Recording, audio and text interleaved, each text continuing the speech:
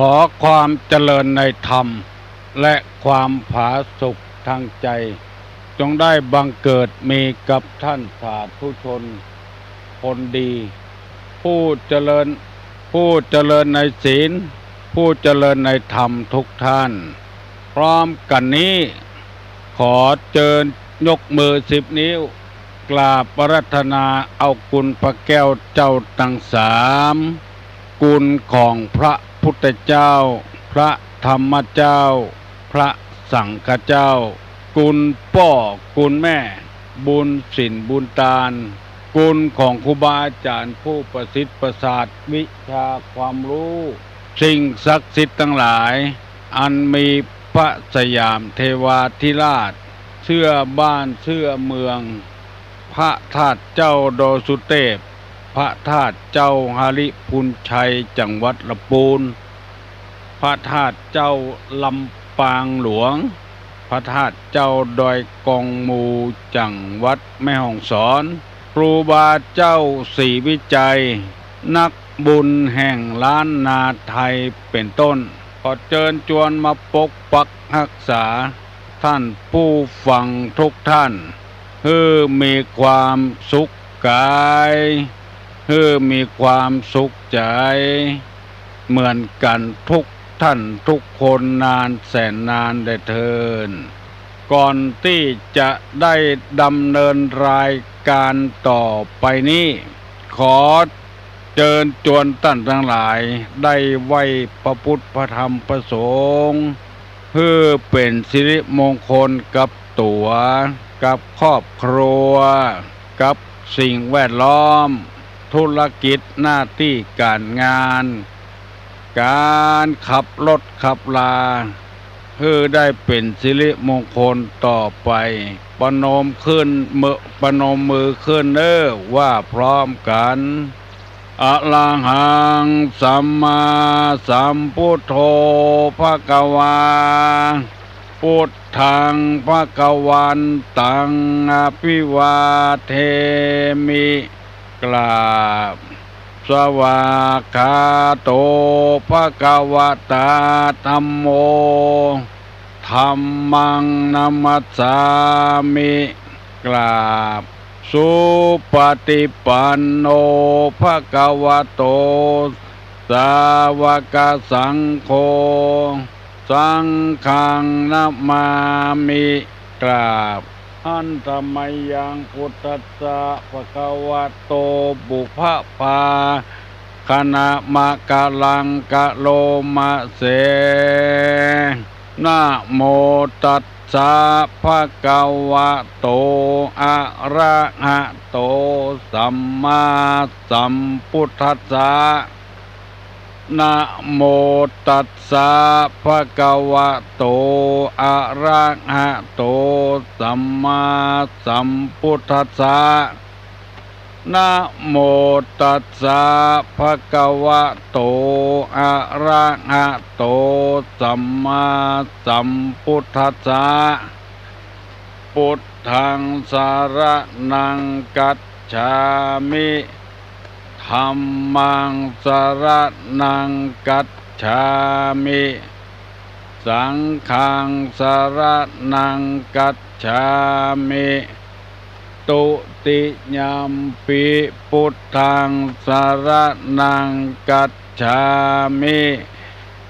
ตุติยัมปิธัมมังสรณังคัจฉามิตุติยัมปิ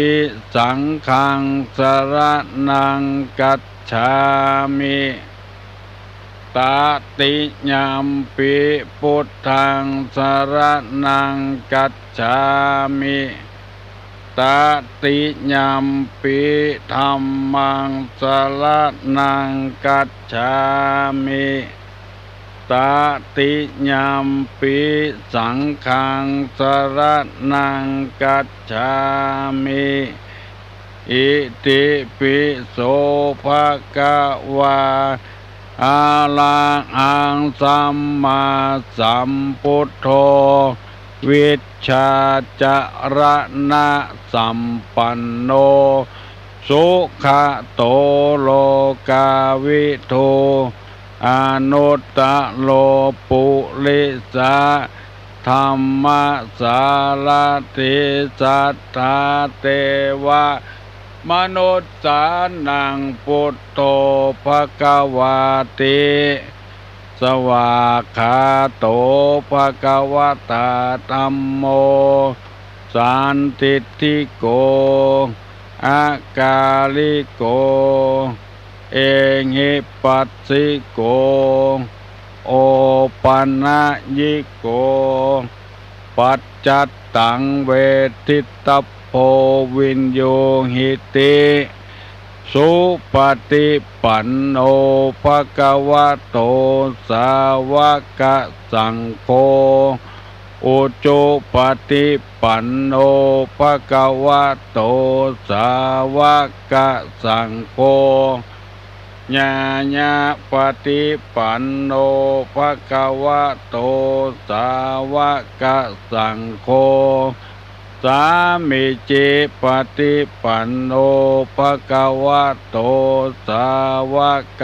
สังโฆยะทิทางจัตตาลิปุริสายุคานิอัตถาปุริสาปุคลาเอสะภะคะวะโตสาวกสังโฆอาหุไนโยปาหุไนโยทักขิไนโยอัญจลิกาลนิโยอนุตตะลังปุญญเขตังโลกัสสาติกราบหนึ่งกราบสองกราบสามกาเลนะธรรมัสสวนังเอตัมมังคะละมุตตะมังแปลว่าการฟังธรรมตามกาลเวลาเป็นมงคลอันประเสริฐมาแล้วเน้อเสียงก้องเสียงก้องเสียงมองต่ำเข้าเสียงตุเจ้าเทศนาธรรมมาถึงบ้านมาถึงเฮือนมาถึงในเฮือนมาถึงในมุ้งในสุดมาถึงที่นอนมาถึงหม้อข้าวเตาไฟมาถึงห้องน้ำมาถึงในรถในลามาถึงกุฏิกุฏางที่ตั้นตั้งหลายกำลังฟังอยู่เปิดวิทยุในกาดในลีมากันปตกประเสียงขอขอบคุณกับป่อหลวงป่อกำนันและตั้งเจ้าอาวาสทุกวัดที่ได้เปิดวิทยุแล้วออกเครื่องเสียงตามสายเพื่อท่านผู้ใจบุญทั้งหลายได้ฟังต่อจึงขอขอบคุณมาณที่นี้ทุกคนทุกท่านตลอดถึงสถานีวิทยุชุมชนต่างๆได้ถ่ายทอดเอาจากสถานีวิทยุชุมชนจุดปฏิบัติการของมูลนิธิบุญญาภรณ์วัดโสพนารามเพื่อกระจายพระธรรมคำสอนในทางพระพุทธศาสนาเข้าถึงจิตเข้าถึงใจท่านผู้ใจบุญผู้อยากฟังธรรมทั้งหลายเพราะว่าโอกาสที่เราจะไปอาบน้ำฟังธรรมในวัดในวานั้นมันบ่ค่อยมีสำหรับคนที่มีธุรกิจการงานมากมายมีสำหรับท่านผู้เฒ่าผู้แก่ที่ไปวัดไปวาไปอาบน้ำฟังธรรมต้นไม้ที่เราปลูกถ้าว่าพอหดน้ำมันก็เหี่ยวลงเอาน้ำเขาใส่ให้มันก็กี้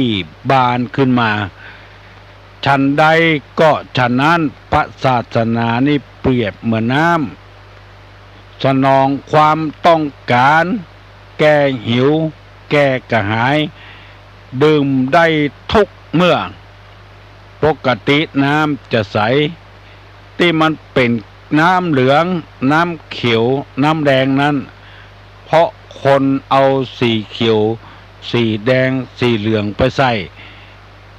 มันจะใสสนองความต้องการแก้หิวแก้กระหายพระพุทธศาสนาก็เช่นเดียวกันน้ำทำกรรมสั่งสอนคนใดตุกอกตุกใจแก่เหลือแห้งโอ้บ่ฮู้จะไปเปิ้งไผเอาน้ำทำกรรมสั่งสอนมาปฏิบัติเตือน้อยมันก็สามารถแก้หิวแก้กระหายแก้ความอยากไปได้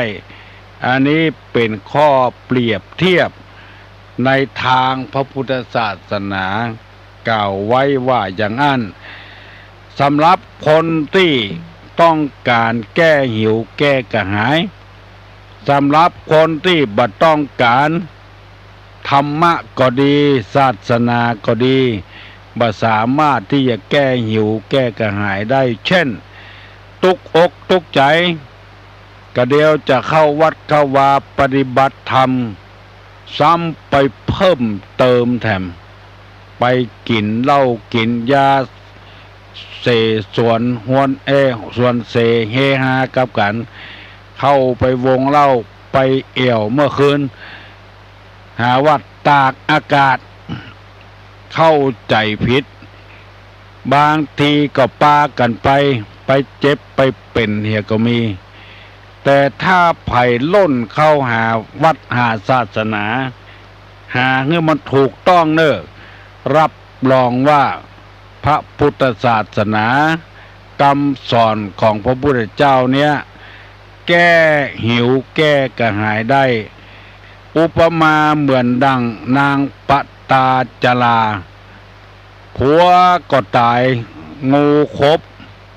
ลูกก็ตายไหลล่องน้ำไปหาไผ่ก็ไล่สดไปหาพระพุทธเจ้าขอให้พระพุทธเจ้าเอาผัวเอาลูกคืนมาในที่สุดมาพระพุทธเจ้าก็จำไปเอาเม็ดผักกาดสำหรับบ้านที่บ่มีไผ่ตายนางไป6 วัน7 วันก็บ่ได้รับมาหาพระพุทธเจ้าพระพุทธเจ้าก็เลยแก้หิว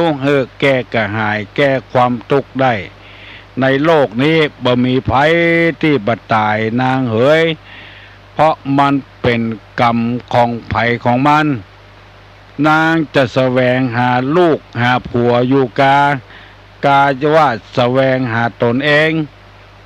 นางก็เลยรับว่าจะขอแสวงหาตัวเองในที่สุดพระภูมิพระภาคเจ้าก็เลยเทศนาธรรมฟังนางก็ได้สำเร็จเป็นมรรคเป็นผลอันนี้เป็นตัวอย่างมีแถมชาติหลายอย่างที่ในอดีตเปิ้นกระทำปั้มเป่งมาเพราะฉะนั้นเปิ้นจึงเปรียบพระพุทธศาสนาเนี่ยเหมือนกับน้ำแก้หิวแก้กระหายสนองความต้องการให้คนจะเอาแอบก็ได้จะเอาล้างถ้วยล้างจานก็ได้จะเอาล้างถ้วยล้างจานก็ได้จะเอาล้างรถล้างลาก็ได้ซักผ้าซักขัวได้กุอย่างสนองความต้องการทั้งหมดแต่มันจะสนองบ่ได้สำหรับคนที่บ่ชอบฟังธรรมะบ่ชอบปฏิบัติธรรมะเท่านั้นดังที่ตุลุงนำมาเสนอว่าลักษณะของคนที่บ่ฮู้จักธรรมเพราะว่ามันมีอุปสรรคคนเมาเหล้าอันนี้บ่ฮู้จักธรรม ยังบ่พอสร้างบาปสร้างกรรมตัวแถมด่าพ่อด่าแม่ด่าจีตีพามตีพ่อตีแม่ได้ค้ำขาลาวีพ่อแม่ได้ อันนี้คือคนบ่ฮู้จักธรรมคือคนเมาสุราสองคนเหลินเล่อเผลอสติบ่มีสติควบคุมอันนี้ก็บ่ฮู้จักธรรมสามคนบ้าคลั่งกำลังบ้าอยู่เป็นโรคประสาทเป็นบ้าสารพัดอย่างบ้าทรัพย์สมบัติบ้าเมาหาเมียบ้าเมาหาลูกอันนี้ก็บ่สามารถจะรู้จักธรรมแล้วข้อต่อไปว่าทุกข์ยากลำบากคับแค้นอกคับแค้นใจคนจะนี้ก็บ่สามารถจะรู้ธรรมตุลุงได้นำเสนอไปแล้ว3-4 ข้อโดยกันวันนี้เมื่อเจ้านี้จะได้นำมาเสนอแถมข้อหนึ่งคือความโกรธเป็นว่าคนขี้โกรธขี้เกียจนี่เป็นคนที่บ่สามารถจะรู้จักนำธรรมคำสอนเพราะว่าบ่ได้ระงับบังคับจิตใจของตัวเองก่อนมิ่งขึ้นมากันโคตรขึ้นมาแล้วจะทำสารพัดอย่างทำร้ายตัวเองก็มีทำร้ายลูกทำร้ายเมียก็ดีไผสั่งบ่ได้ไผสอนบ่ได้เมื่อนั้นจึงบ่มีโอกาสหันธรรมะหันธรรมโมเปรียบเทียบได้หลายอย่างด้วยกันคนนี่คือคนใจหินคนใจสั้นคนใจบ่ยาวว่าอย่างเฮือน้อยก็โคตรพอโคตรแล้วบ่มีโอกาสได้ฟังธรรมแล้วบางเตื้อเปิ้นบ่ใจว่าอย่างเฮือตัวสักน้อยไปกระทบกระเทือนจิตใจตัวเองก็นึกว่าเปิ้นว่าเฮือตัวเองก็เลยโคตรมีเรื่องหนึ่งในสมัยอดีตแต่ก่อนนี้เปิ้นตั้งธรรมคือฟังธรรมมหาชาติเวสสันดรชาดก13กันมีเจ้าต่างประเทศคนหนึ่งมาได้เมียคนไทยเมียก็ชวนไปวัดไปฟังธรรมฟังไปธรรมผูกนั้นเป็นธรรมกุมารบันพระเวสสันดรเฮือตาลเจ้าจารีกับน้องกันหาเฮือแก่ปู่พามชูชกมันก็เอาเครือเข่ามามัดเจ้าจารีน้องกันหาลากไปทุบถูไปถูลู่ถูกกลางไปเคี่ยนโดยบุบโดยกุมารทั้งสองก็เวทนาโศกเศร้าโลลาเวสันตาลาผู้เป็นพ่อจงมีใจหม้อพอเล็งดูจูจักะมันมัดเอาสองแขนเจ้าแล้วลากตีไปร้องลำให้มันก็บอกคุณนายทุกถูไปเจ้าต่างประเทศคนนั้นอยู่ในประเทศกัมพูชาเปิ้นฮ้องว่าเป็นขมุได้ยินเจ้าจารีน้องกันหาโอดโอยโอดคางตีพอจำที่จำก็จำเป็นหนองที่ปองก็ปองเป็นเลือดบ่รู้แห้งเหือดสักวันยามมันฟังเข้ามันโคตร พลาดพเลดลูกเตะขัน กันเป็นลูกห้ากระหมอให้จะบอกมั่งกับมันไอเวทสันดรก็บลวกว่าบ่พ่อลูกพ่อเต้าปูพามมันลากมันตีไปโคตรเลยบ่ฟังธรรมสกรรมสดไปอยู่บ้านปุ่นโอ้เมียมันถามว่าสู้ฟังไหมหยังสู้ไปหู้ยังไอ้พามมันตีจารีกันห้าไปพุ่นกูอดบ่ได้กูกดกูเตะคันจนพอแล้วหมดขี้โคตร ไอ้หยังบ่หยังบ่ฮู้เปิ้นตีกันปุ้นมันเตะขันคำในวิหารอันเนี้ยคนขี้โคตรขี้เกียจยกตัวอย่างท่านผู้ฟังทั้งหลายได้ฟังบ่ได้มีแถมหลายอย่างแต่ก่อนนั้นเปิ้นแข่งกันหมอหนึ่งเอาทำมาทีหมอหนึ่งเอาทำกุมารบันเป็นเจ้าภาพไปเสาะหาเสียงดีๆบางองค์ไปบางคนไปนิมนต์ตุเจ้าที่เสียงบดีมาการเสียงดีโคตรบักกินบัตตานอย่างสักอย่างหมู่นี้เป็นต้นความโคตรนี่เป็นอุปสรรคกู้อย่างเลยขับรถขับลาถ้ามีความโคตรนักก็เดือดร้อนต้องมีสติปัญญาโคตรลูกโคตรเมียโคตรผัวโคตรป่อแม่โคตรตัวเจ้าเลยบ่เข้าวัดเข้าวา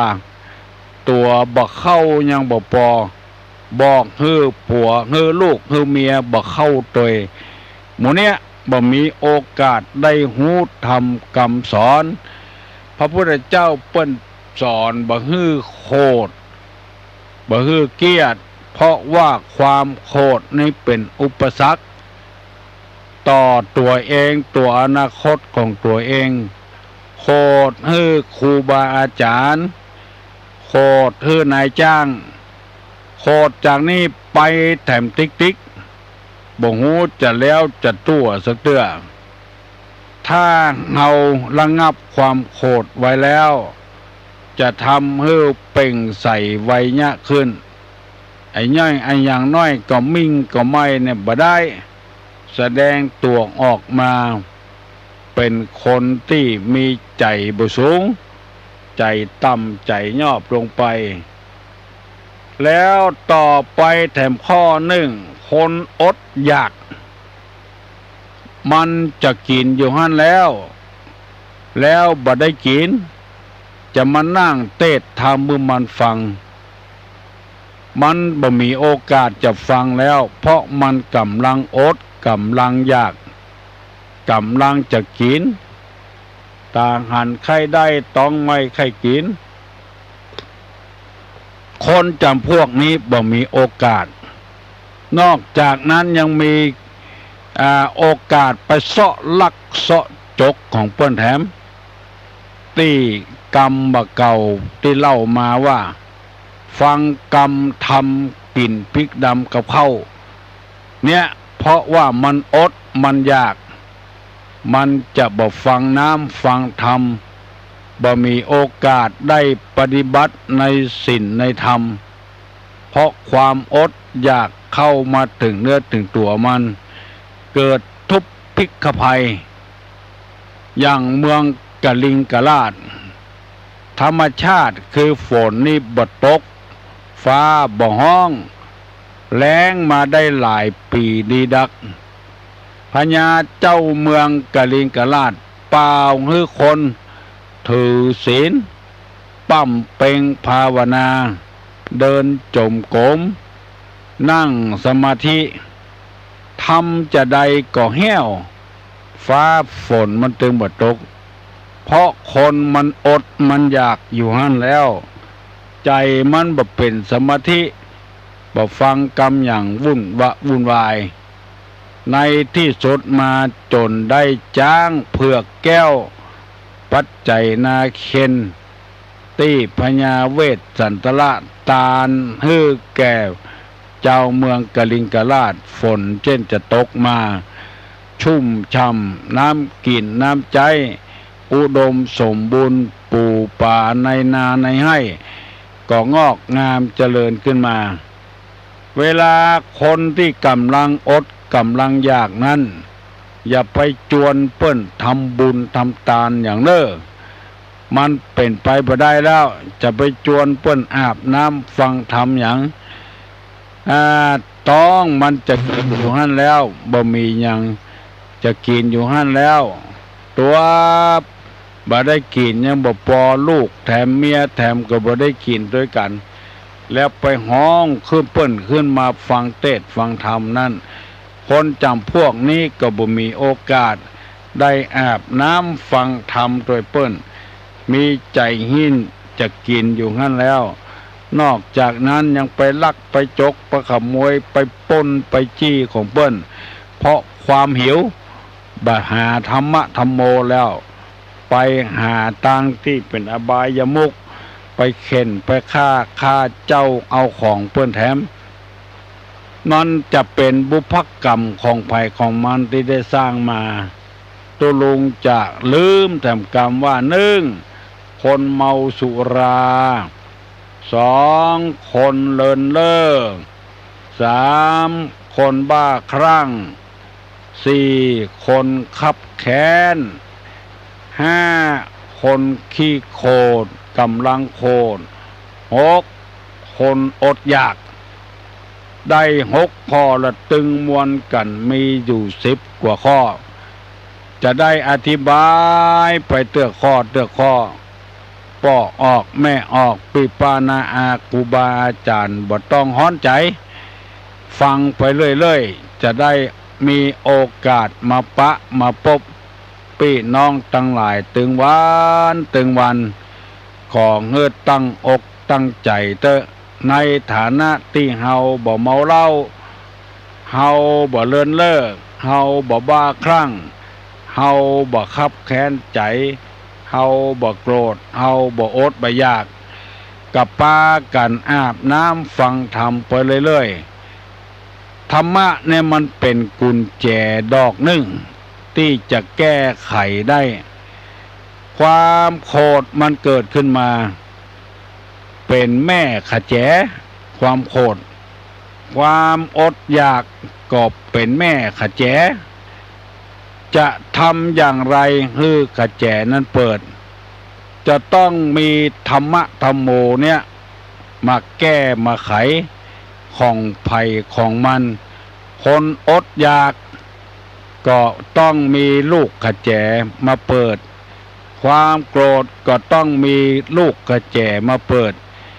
ถ้ายังบ่ยินดีกับลูกขะแจเมื่อใดมันก็ต้องขำอยู่เมื่อนั้นบ่มีโอกาสได้หันน้ำหันธรรมในทางพุทธศาสนาว่าปัญหามีให้แก้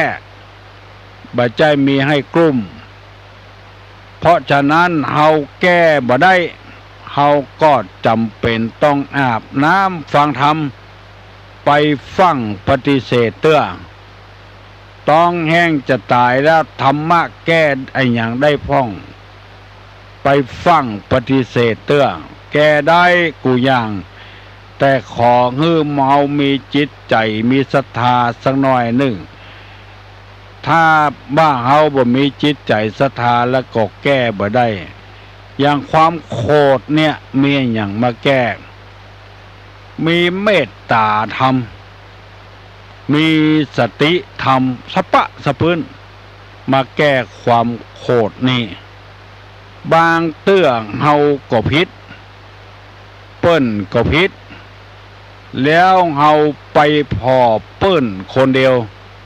บ่พอตัวเก่าถ้าเฮาบ่พอตัวเก่าไปพอกับเปิ้นอย่างเดียวมันก็โยนความผิดให้เปิ้นอยู่ตลอดลองสังเกตพอเตอะตีเปิ้นว่าฮือเปิ้นบ่ความง่อนตัวเหี้ยเตือนนั่งเล่าขวัญเปิ้นแต่โอ้ หมอนั้นปากบดีชอบเล่าขวัญเปิ้นเนี่ยไผ่ก็โดนเล่าประตกประเสียงเนี่ย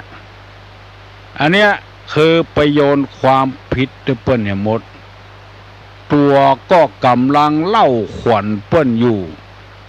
แล้วว่าเฮอเปิ้นว่าปากบดีไปเล่าขวัญหมอนั้นน้อยหมอนี้น้อยอันเนี้ยมันบ่พอตัวเก่าไปพอก็คนอื่นอย่างเดียวตาคนนี้มีไว้ให้พอแล้วต้องพิจารณาโดยว่าไผผิดไผถูกพวกออกไม่ออกที่ฟังเวลานี้ลองสังเกตพอเถอะประโยชน์ให้เปิ้นเนี่ยประตกประเสียงตัวมีความผิดมีลายหนึ่งผัวมันจะไปต้งเมียมันก็ปันมูลีฮื้อแป้งซุปมากฮื้อแล้วก็คอดเมียงฮื้อเอาไว้ที่ไหนก็กลัวมันบ่หันเอาไว้ที่ติ่นคันใดฮั่นเปิ้นมีหาวที่โบนหาวคันใดมันลงคันใดมันก็จะกำหาวลูกหาวไปแล้วก็ที่หัวหาวคันใดก็มีฮั่นแต่มันจะได้ไปปะใส่เมี่ยงใส่มูลีใส่ซุปมากมันว่าพอสักกำลวดลงไปเหี่ยไปแผ่วที่ไหนที่เบาปิ๊กขึ้นมาด่าเมียมันเนี่ยบ่แปลงเมี่ยงบ่แปลงมูลีคือข้าโอ้ข้าเก่าไว้ติดติ่นคันใดฮัลโหลข้าก็กลัวสู่บหารน่ะสู่ไปปะใส่สู่ก็จะเอาไปตัวมาบอกคือข้าลูกอีแต่เหมาะเอาไปโยนเหือเปิ้นประตกประเสียงมันเป็นเจี๊ยป้องออกไม่ออกเอาโยนความผิดเหือเปิ้นหมดตกหมดเสียงธรรมะตึงบ่เข้าถึงจิตถึงใจเน้อคนเจี๊ยนะไปโยนความผิดเหือเปิ้นเตื้อก็เป็นตาตัวแต่บ่ได้นึกแล้วก็ไปโยนความผิดให้คนอื่นประตกประเสียงธรรมะนี่ละเอียดละออมากต้องสอนตัวเก่าให้ปฏิบัติตัวเก่าปั้มเป่งตัวเก่านักประเดี๋ยวนี้6:00นป่ายแล้วเน้อไผ่ยังบ่ลุกเห็นเน้อลุกจากที่นอนลุกเนี่ยเวียกเนี่ยการวันนี้เปิ้นยังเปิดทำการทำงานอยู่ลุกนึงบอกกลัวภัยจังอันนี้นะบางคนเนี่ยว่าโอ้เดือเป็นดีอายเฮ้ยตุลุงห้องลูกจะไปเป็นขี้ข้าใจตัวเก่าไปเป็นทาสของมันเจ็บน้อยปวดน้อยลูกได้กำเดียวก็หายพี่น้องทั้งหลายวันที่7นี้เนอวัดดอยสุเทพเปิ้นกินกล้วยสลากท่านเจ้าคุณเทพบรสิทธาจารย์เปิ้นบอกให้ลูกศิษย์ของเปิ้นบอกให้ตุลุงว่าเสียงวิทยุเมื่อเจ้า6:00 นถึง7:00 นนี่คนฟังนักไปแผ่วเมืองน่านไปแผ่วเมืองแป้ไปแผ่วลำปางของตุลุงประชาสัมพันธ์ให้ตัวกะโลงนี่มันเป็นกรรมบักเก่าเมืองเหนือเฮานะกะโลงนี่นะความจริงก็คนไทยเพิ่นว่าโครง4สุภาพใดในโลกนี้อนิจจังแต่บาปบุญยังเที่ยงแท้หมู่นี้เป็นต้นอันนี้คือโครงบ้านเฮาว่ากะโลงกรรมที่มันคับกันกรรมมันที่คับกันมันถูกต้องกันเช่นว่าปิโยปิยังไม่หังสตานังมะมะหมู่เนี่ยมันเป็นกรรมที่คับกันเพิ่นฮ้องว่ากรรมกะโลง ปางเมื่อข้าไปเอาแม่เท่าบ่มลีเขาใส่สินจ้าง6,000ข้าเอามาแล้วคำเขาบ่ปันเข้าป้าการฝันตายเสียมิ่งความกำบล้างตายที่ไหนเถื่อนทำพญาอินตาโพดไว้เนี่ยเป็นกรรมกะโลงเข้าใจแล้วเนาะยินดีตัวเนอไทยว่าโครงเมืองเฮาว่ากะโลงมันมีปัญหาอันนี้ถามมาเตอะฮัลโหลไว้จะถามปัญหาครับการต้านกุยสลากนี้เมื่อมีสลากโจกสลากเข้าซองถ้าเข้ามาคงแก้วต่างๆแบ่งกันไว้กี่ส่วนครับใครตอบได้ก็ตอบมานะครับไว้เอาการต้านสลากโจกอันนี้มันเหมือนนับมีสมัยโบราณประกาศตานกวยปุ่มนะ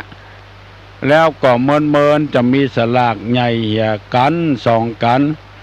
ถ้าตู้เจ้าตนใดจกได้ตนนั้นก็มีโจกไปประเดี๋ยวนี่มันบ่เปลี่ยนไปอย่างอันเปิ้นตาลแบบธรรมดานะตุลุงเคยหั่นอยู่เอาสตางค์แดงเปิ้นแป่งซองใส่บุหรี่ใส่กับไฟเหี่ยแล้วเอาสตาแดงเข้าสุบบาทนี้ตังเดียวเปิ้นก็ไปตาลปีปู่ย่าตายายเมินเข้าก็มีคนติกึดได้มีสตางค์น้อยตามจำวัดหนึ่งจะมีสัก4 อัน5 อันสลากโจกไผ่โจกมันได้ก็ได้ไปบ่ได้ก็บ่ได้ไปในสมัยโบราณเปิ้นจะเนี่ยอย่างอี้บางครอบครัวก็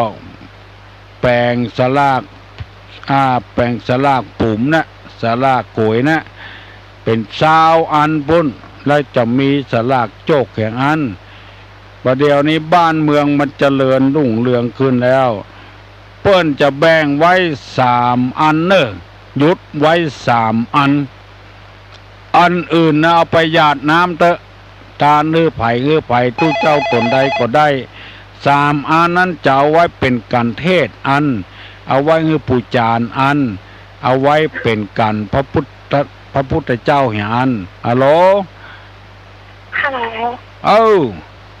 ประการเจ้าเจริญพร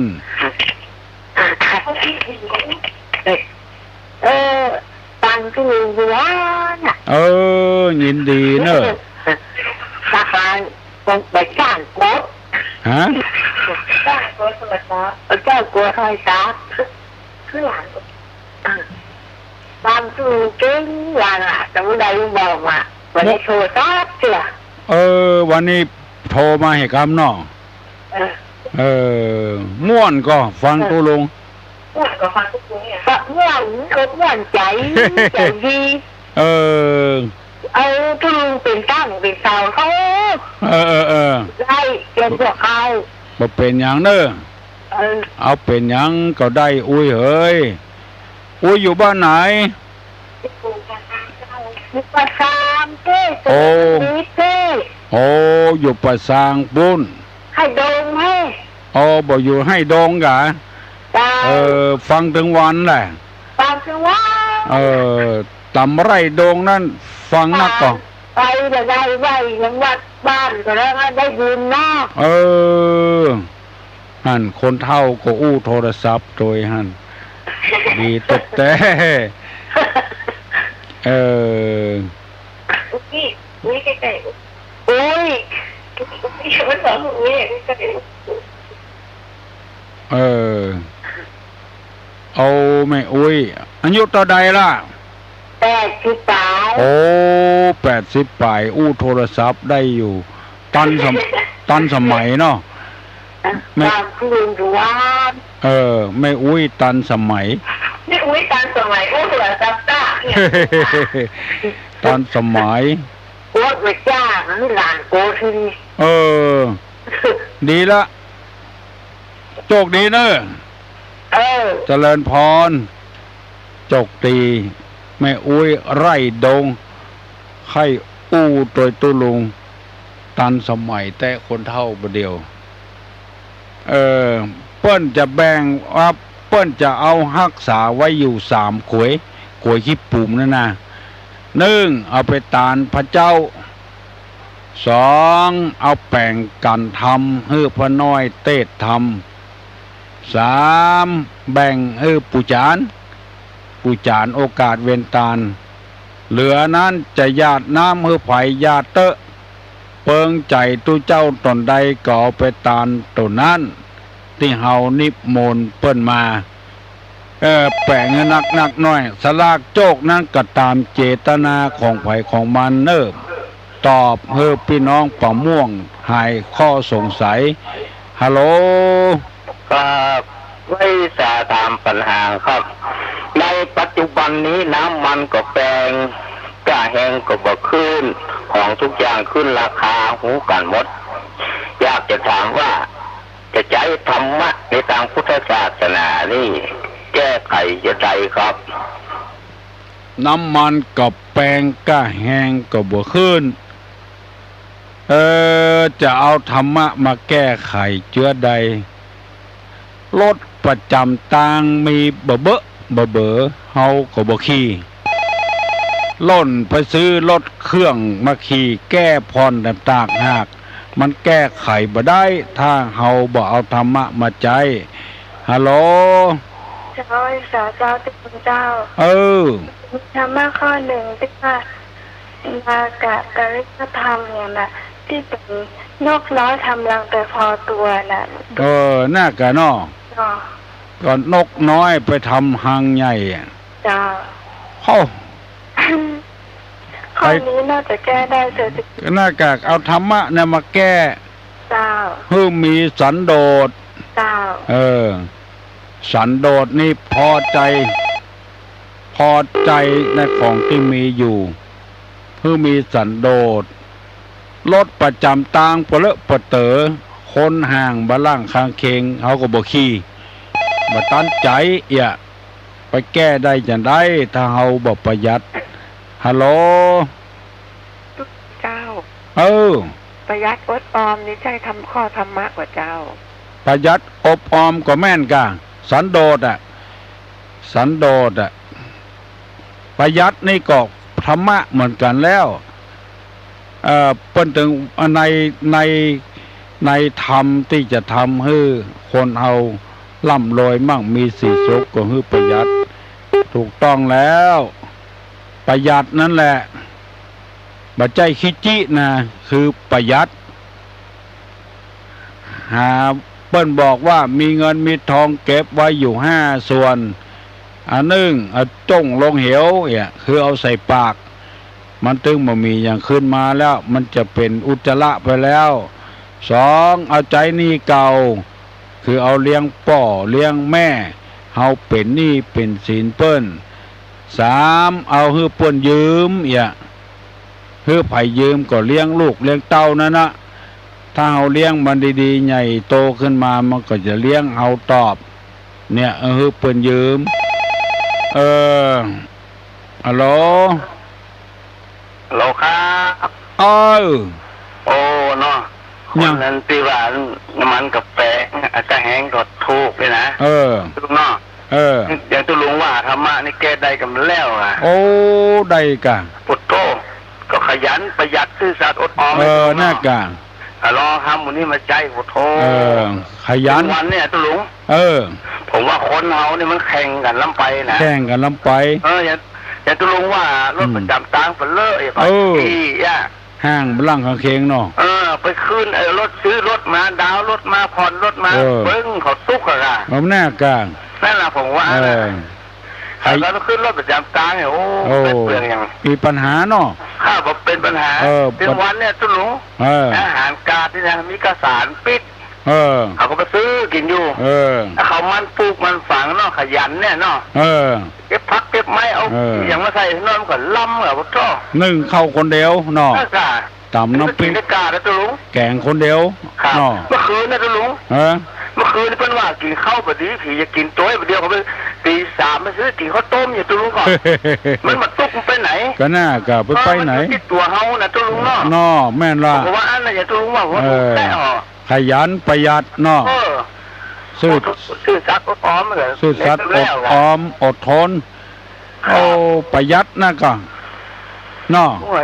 ฮะผมนึกว่านะลุงเวลากินข้าวเนี่ยลุงว่าแต่มันแบบเปิ้งแล้วมาค่ำเมื่อคืนนะตีสองตีสามไม่ชอบกินข้าวต้มเลยลุงเนาะไม่ใช่เวลาเพื่อนนะตัวลุงซ่องหาตู้แค่ตัวนะเป็นจะมีเงินนะคุณหันนะเป็นโรคกระเพาะด้วยต่างหากเปิ้นไปแล้วเปิ้นเนี้ยอย่างเปิ้งอะค่ะผมว่าอันน่ะเปิ้นรับเปิ้นนอนเปิ้นรับเปิ้นนอนตัวมันนอนเนาะครับไปชอบกินอยู่ก่อนตัวลุงที่นะครับเด้อเจริญพรเด้อโอ้ถูกต้องแต่ปีหนานเลยอีกะคนหูธรรมะธรรมโมอู้ตัวกันนี่มันถูกต้องปัจจัยกับวัดตุเจ้าจะหูจะล็อกคนเดียวคนบ้านเปิดกูหูฮัลโหลครับไว้จะถามคำว่าสักข้อเดียวครับจะประกวดนางสาวไทยงามทั้งกายทั้งใจและความสามารถดีแต่ว่าในทางธรรมะมันทำให้งามสองอย่างมีอย่างพ้องครับไว้สาครับอันนี้ไผ่ตอบได้ตอบเนอะร่างกายนี่เปิ้นแปลงไว้ฮื้อใจการใจงานแล้วเอาไปอวดกันนี่สุดแล้วแต่จะตอบด้วยโหลจะมาตุ้งเจ้าขอตอบหลังพ่องกันแล้วกันทำอันให้ทั้งสองอย่างก็คือขันติความอดทนโสรจะคือความเฉลียวจำตัวเจ้าตัวตอบแล้วเนาะเจ้าเจริญพรคือมีขันติความอดทนโสรจะความเสงี่ยมคนที่มีความอดความทนได้จะเป็นตัวอย่างที่ดี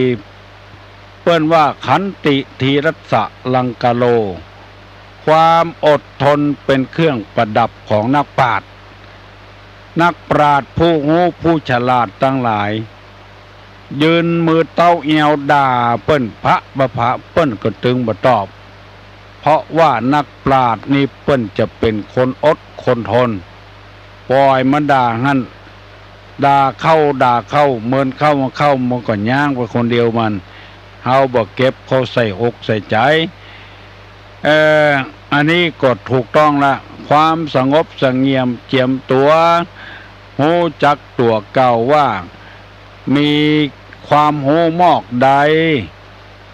เป็นคนตระกูลสูงต่ำมอกใด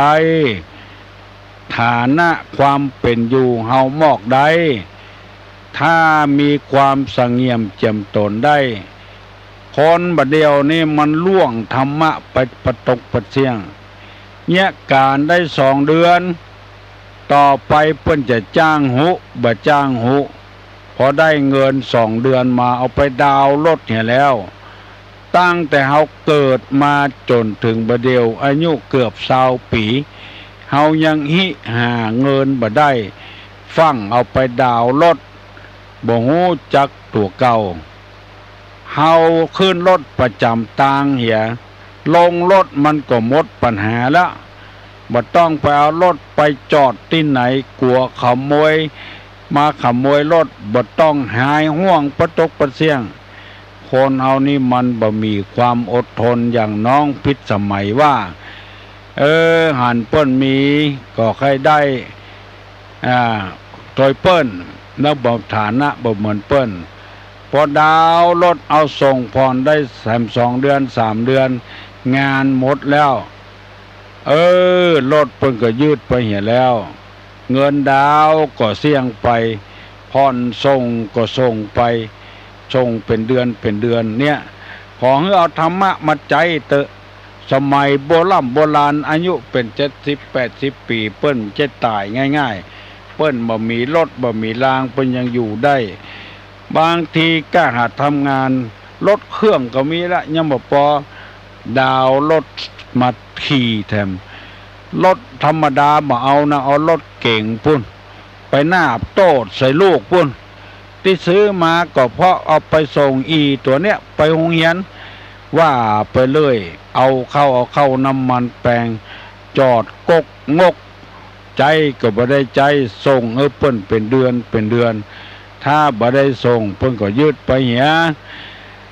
มันเปราะลำไปมันบางลำไปคนสมัยนี้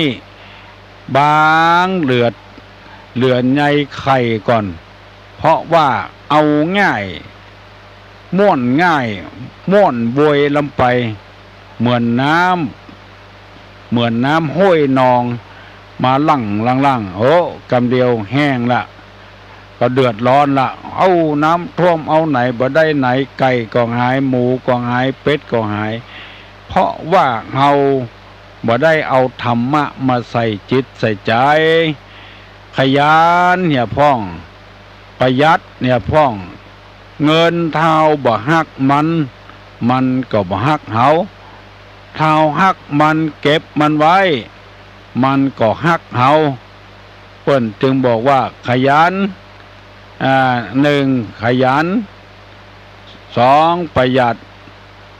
ซื่อสัตย์และอดทนอันเนี้ยเป็นทางแห่งเรียกว่าทางแห่งเศรษฐีก็ได้กินง่ายใจโอยลำไป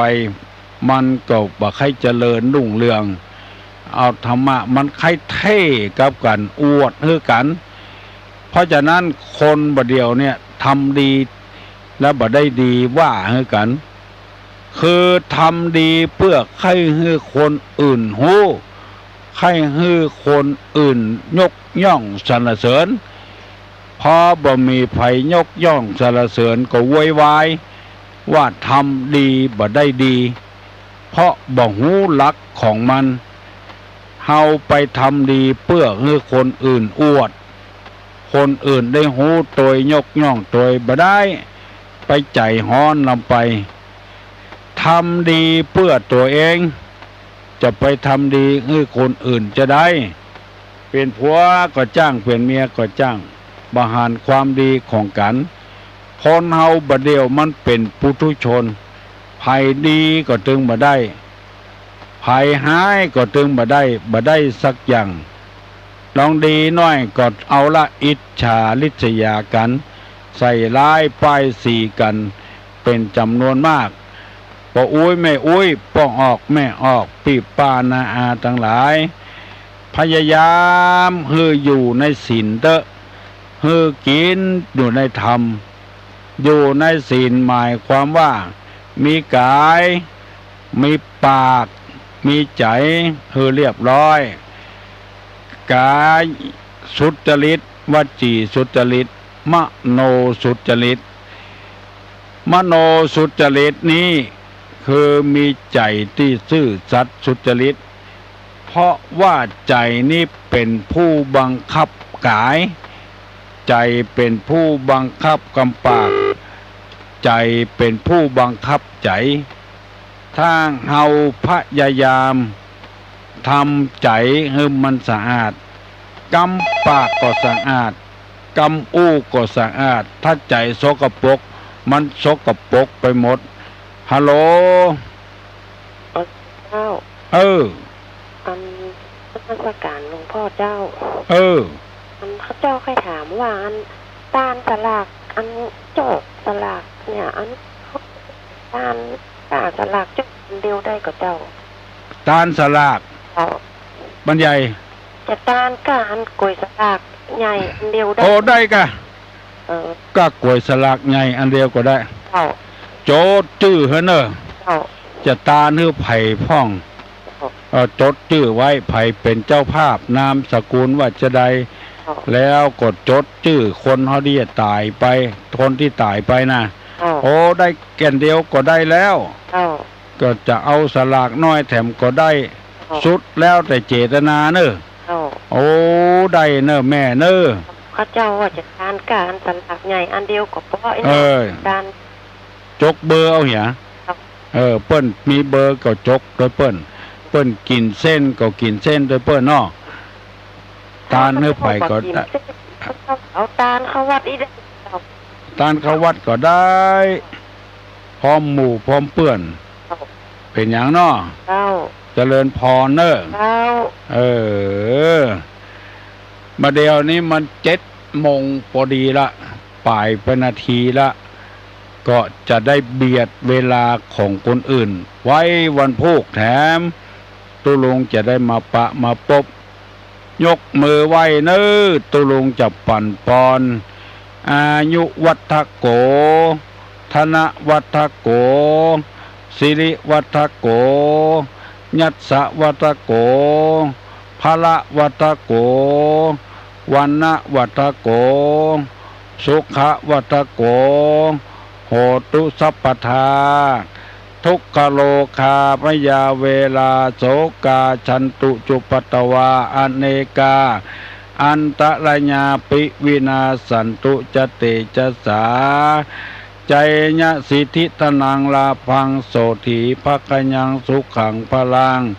สิริอายุจะวันโนจะโภกังวุธิจญะสวัสตาวาสาจาอายุจะจีวาสิทธิภวันตุเตวุธาปัจจายโน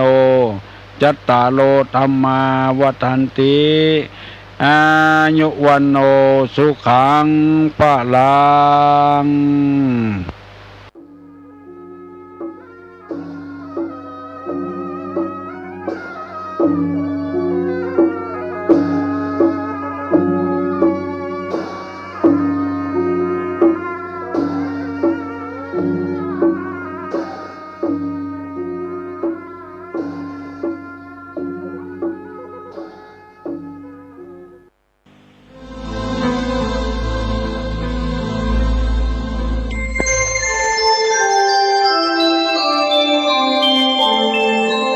ขณะนี้ท่านกำลังฟังสถานีวิทยุกระจายเสียง FM 104.5 เมกะเฮิรตซ์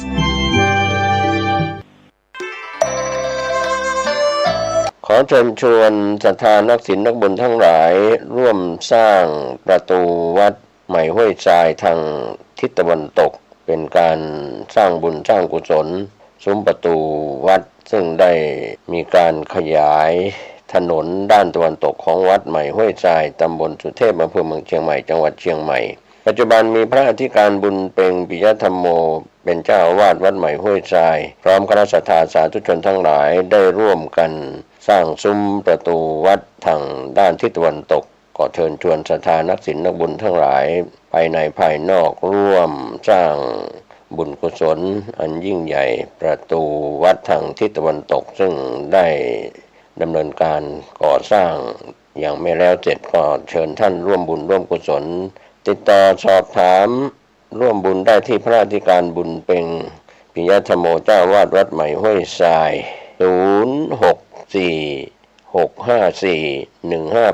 0646541587ได้ทุกวัน